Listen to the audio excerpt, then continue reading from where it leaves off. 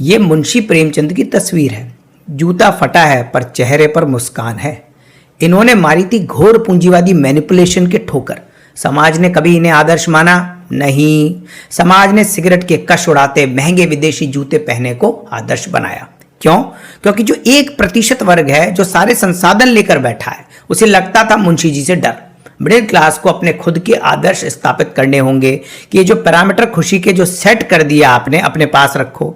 एक बंदा हर साल विदेश जा रहा घूमने, जरूर जाए, पर आपका अगर पासपोर्ट ही नहीं है तो परिवार सहित मूंगफली खाते हुए अपनी फेवरेट मूवी टीवी पर देखना, बच्चों को प्यार से चिपकाकर झूठी कुश्ती कर हंसना ही सफलता है।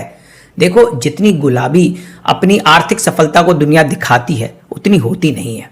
अगर किसी का बच्चा थ्रू आउट टॉपर है तो वो एक बरगद का पेड़ बन सकता, बहुत कमा सकता, बिल्कुल बन सकता है, पर बरगद घर तोड़कर बाहर निकल जाता है। उसको स्पेस चाहिए, वो भागेगा विदेश। माँ बाप को वीडियो चैट पर ही अवेलेबल होगा। ईश्वर एक हाथ से देता है तो दूसरे से कुछ छीन भी लेता है। आपको पता नहीं चलता क्योंकि आप केवल सोशल मीडिया से किसी के बारे में ओपिनियन बनाते। अब किसी ने खुशी का पैमाना ये बताया कि भाई मेरा बच्चा विदेश पढ़ रहा है, तो वो पैमाना आपको एक्सेप्ट करना जरूरी नहीं, क्योंकि जिसके पास जो है वो तो उसी को पैमाना बनाना चाह रहा। अभी कुछ दिन पहले खबर आई, एक 80 वर्षीय देश के जांबाज सैनिक कर्नल साहब अकेले फ्लैट में मरने के बाद सड़े हुए मिले, जबकि उनके 2 बच्चे बड़े अफसर थे। इसमें बच्चों का कोई दोष नहीं। बच्चों ने उन्नति की, पंख मजबूत किए तो उन्हें घोंसला छोड़ उड़ना पड़ा खुले आकाश में।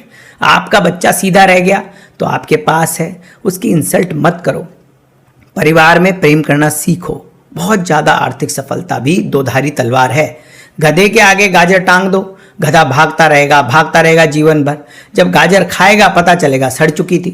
भाई, टॉप 1% को गाजर खाने दो, आप खा लो घास, इट्स ओके। एक तरफ समाज है जो ऐसे तो करना ही पड़ेगा, वैसे तो करना ही पड़ेगा। दूसरी तरफ टॉप पूंजीपति वर्ग है जिसने धन को अनर्गल खर्च करने की प्रवृत्ति को अब सुख बता दिया है। बीच में है ये मिडिल क्लास जिसके पास सीमित संसाधन हैं। तो फिर जीवन में संतोष असंभव है।